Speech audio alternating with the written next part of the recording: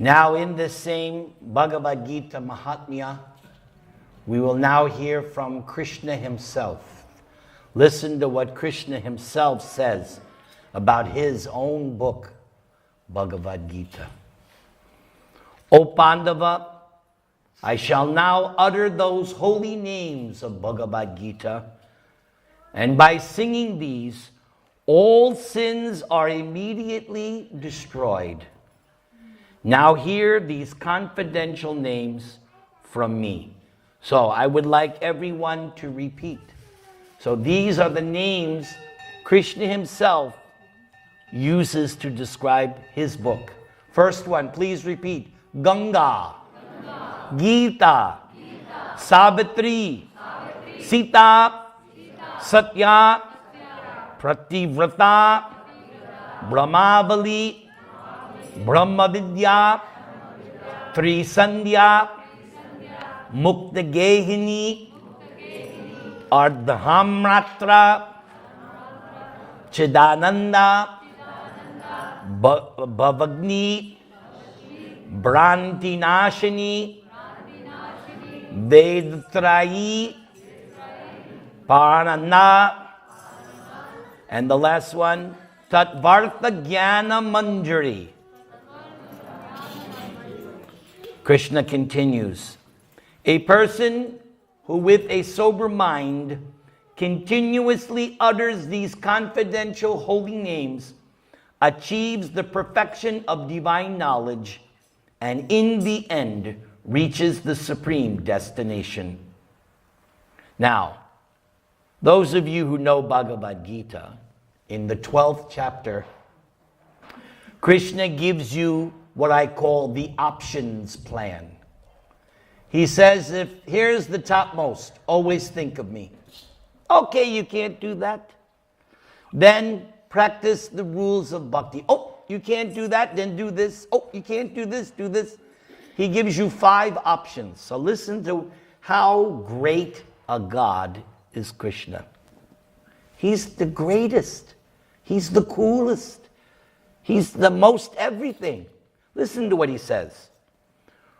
One should recite at least half the Gita. If one is unable to recite all of the Gita, then just 1/2. Then, without a doubt, one achieves piety, which is accrued from donating cows in charity to worthy recipients. One will achieve the fruit of the Soma sacrifice by reciting 1/3 of Bhagavad Gita. How many chapters in Bhagavad Gita? 18. So 1/3 is 6. And Prabhupada says Bhagavad Gita is 3 sections of 6. Of those 3 sections, who knows the most important of those 3 sections? 9. The middle 6. 7, 8, 9, 10, 11, 12. That section of the Gita, most important. The first 6 chapters and the last 6 chapters are like protective coverings for those middle 6, which is confidential, most confidential knowledge, but it's 6 chapters.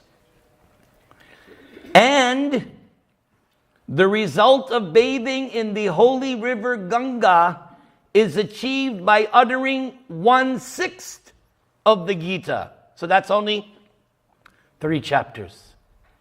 So you don't have to go to India. Right? You go to India, take bath, and just read 3 chapters of Bhagavad. Wow. It costs a lot of money to go to India. I can bathe in the Ganges every day, several times a day. One who regularly recites 2 of his chapters with full conviction will without a doubt attain to the residence in the planet of Lord Indra for 1 millennium, a day of Brahma, and that's millions of years. That's just 2 chapters. And you want to know the 2 shortest chapters? 12 and 15. Those are the shortest. So I'm giving you lots of hints here. In fact, You can recite the 15th chapter in about 5 minutes. Same with chapter 12, if you're concentrated. Oh, Krishna is great. One who recites with devotion one chapter daily, that's the kicker, daily, is perpetually taken to be on par with the gods known as Rudra, and thus attains to the planet of Lord Shiva. So one chapter a day. Oh, Krishna, you're too much.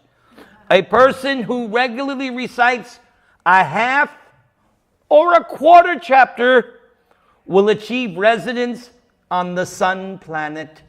Don't worry, you won't burn up because you'll get a sun body.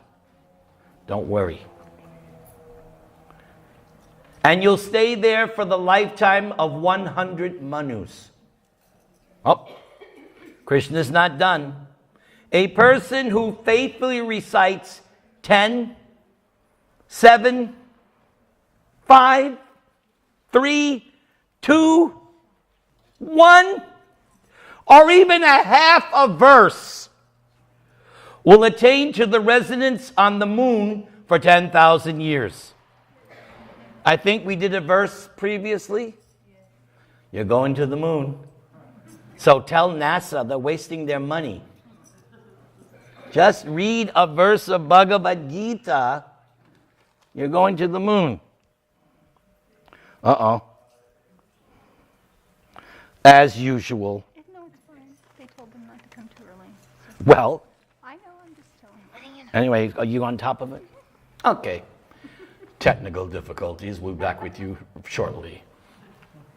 One who at the time of death remembers half the Gita, a quarter of the Gita, one chapter of the Gita, or even one verse will reach the supreme destination. What's the supreme destination? Goloka Vrindavan, not Las Vegas. By uttering or hearing the purport of the Gita at the time of death, even a gravely sinful person becomes entitled to liberation.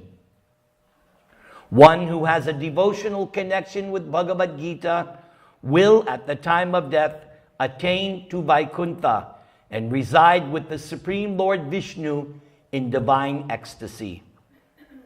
One whose concentration is intent on just one chapter of the Gita will attain a birth after death, and by again studying the Gita, one achieves ultimate liberation. This is too much. Even if at the time of death, one simply utters the word Gita. Everybody say, Gita. Will achieve a happy destination. Wow. Is Krishna the greatest or what?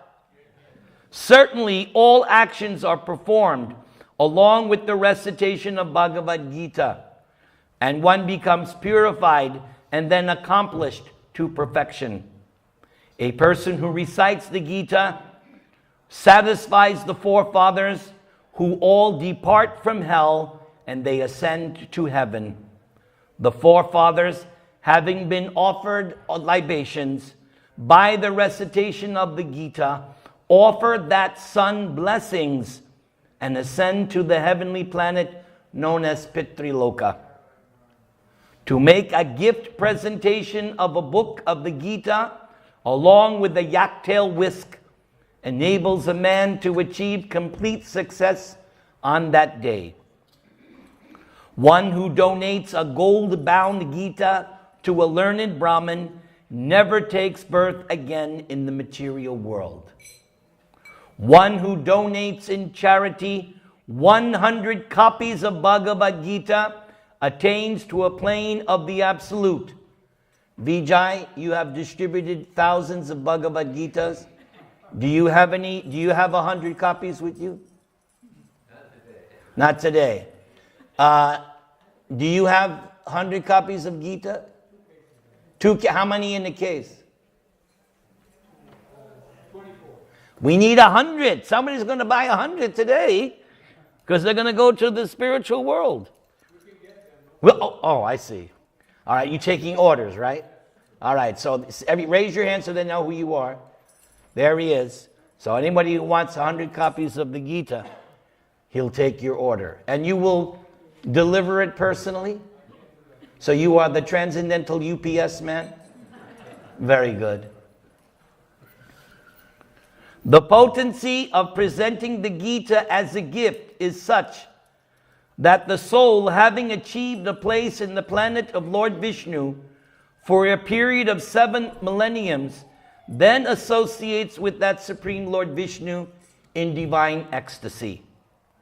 A person fulfills all aspirations by pleasing the Supreme Lord if, after fully hearing the purport of Bhagavad Gita, presents the book as a gift to a Brahmin.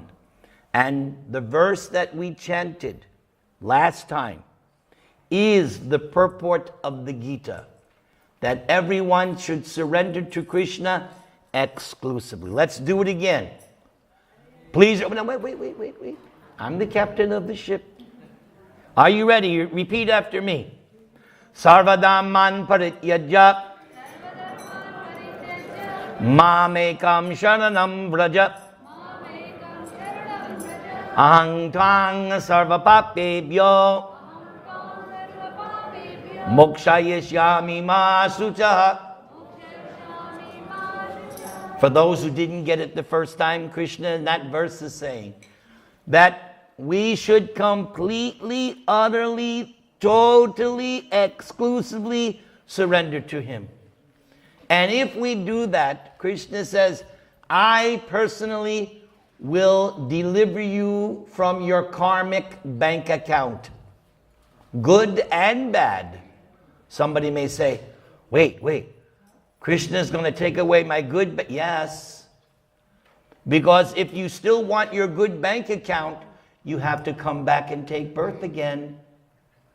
So you want Krishna to take your good bank account as well as your bad karma bank account, so that you don't come back to Northridge or wherever you live, but that you go to His abode.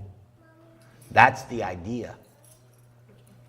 Krishna says, don't hesitate, don't worry, don't fear. Everybody chant the Maha Mantra, please.